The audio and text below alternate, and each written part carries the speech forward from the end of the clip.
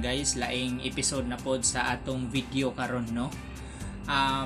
Naay mga nangutana sa tuwa guys regarding aning restriction no, sa pakipag follow to follow way sa ato ang Facebook no.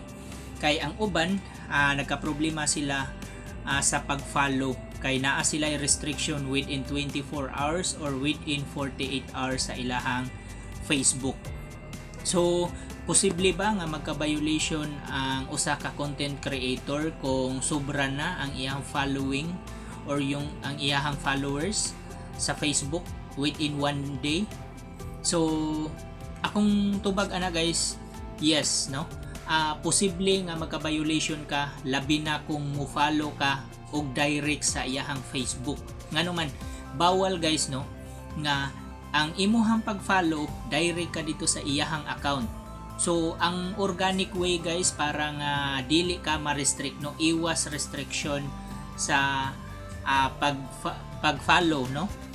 Ang imong buhaton guys, adto ka mo follow sa iyahang reels no, reels to reels follow guys. Unya ayaw isa i-follow ang usa ka content creator kung wa pa ka kahuman og tan-aw sa iyahang video.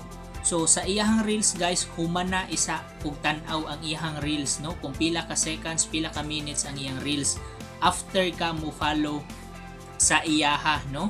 Nya after nimong mo follow guys, ayaw pagkalimot og comment no, mag-comment ka diha sa iyahang comment section para nga ma-notify ka sa imuhang gi-follow no, para ma-respect ka niya. Nya after ana guys no nga naka-comment ka sa iyahang comment section sa reels, mungadto na sad ka sa reaction no, mag-react ka dito sa iyahang video. So mao na siya guys ang way nga maiwasan nimo ang restriction.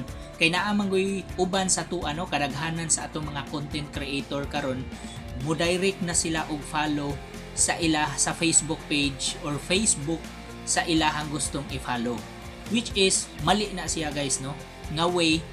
Pero mao gani na nga pwede man siya no, hindi dili man siya ingon nga mali gid siya as in. So okay man siya if ever no nga ang imong i-follow 5, 4 or 3 sa usa ka adlaw, okay ra siya. Pero kung mulapas na siya guys na po no 20 o pila pa na ang imong i-follow, mao na hinungdan sa restriction guys. Pero kung ngari ka sa reels no, organic way nga pag-follow nya, imong isunod comment dayon reaction after sa pag-view nimo sa video, maiwasan nimo guys ang restriction no. Nya after na guys no, kana sang mag-count me in mo no, sa mga hilig diha nga mag-count me in sa mga groups no, dili man siya bati no nga mo appeal ta groups kay part man na sa ato ang engagement ug part man na sa ato ang makagain ta og followers, di ba? So ang ato lang buhaton guys, careful lang ta no, careful lang ta sa pag-count me in, pag-pa-risk back, pa-follow back no, kay usapon na guys nga ma-restrict ta. So kung napansin ninyo guys no, nadugay ninyong count me in sa mga comment, dili na mo maka-comment no, then mulabas ra mo gawas na ang restriction within 24 hours. Nya after a minute nag-comment na sa count me in, so another na po restriction na guys no. Ang uban mahimong 48 hours ang ilang restriction sa comment no, sa ilahang pakipag-engage. So careful kayo guys no, kay daghan kayo og violation karon nga naa sa Facebook or sa Facebook page. So careful lang sa mga bag-ong content creator diha no, careful lang sa pag-follow, careful lang sa pakipag-engage o pag-follow no. So follow lang ta sa organic way no.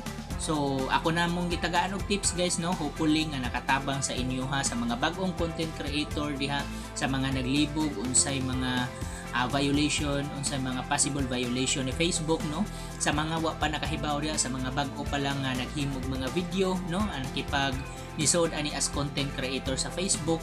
Una gid guys nga akong ika-advise sa inyo ha, basa gid mo sa community guidelines no, kay naa dito naka-state tanan kung unsa may mga bawal ni Facebook, unsa may angay natong buhaton sa ato ang kung maghimo tag video. Okay, so hopefully guys nga nakatabang ko sa inyo ha. Unya daghang salamat sa inyo ha guys, hantod sa sunod nato nga video, and bye bye.